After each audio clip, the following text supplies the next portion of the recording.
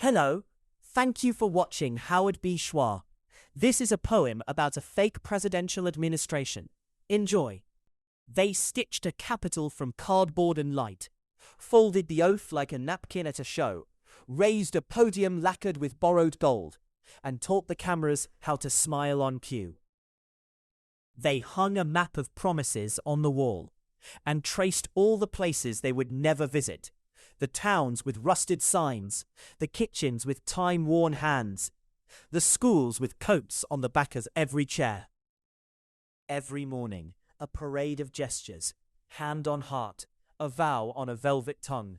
They read the future from teleprompters that hummed the same rehearsed compassion in countless keys. The flags waved politely, stained with gloss, and confetti fell in corporate colors in the Oval Office, where no one saved any of it. Cabinets of mirrors polished each announcement, so every echo sounded like a certainty.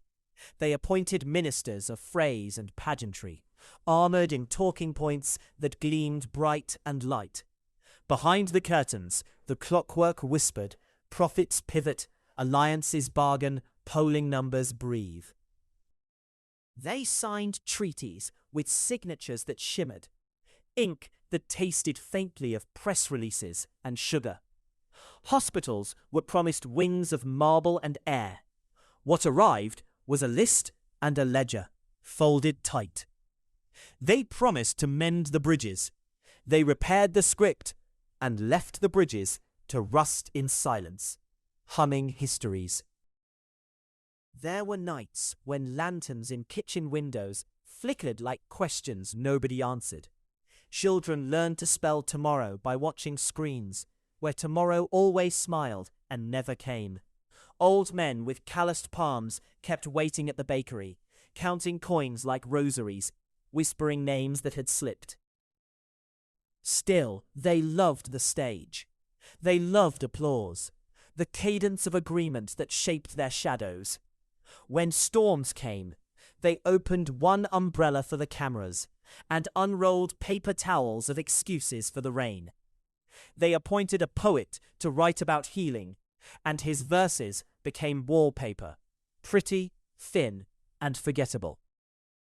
But in the park, the grass remembered footsteps that did not pass through the marble halls.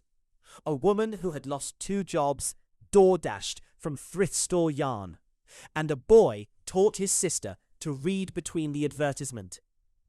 In basements, at kitchen tables, at stoops, hands found hands, and names were said aloud, as if naming might set them right.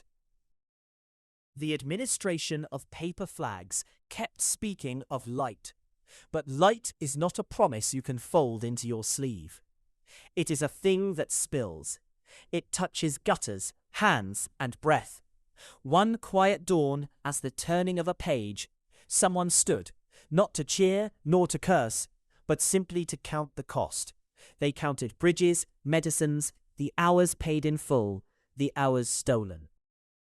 And when the cameras left, when polished shoes scuffed through dust, the stages sagged with an honest gravity.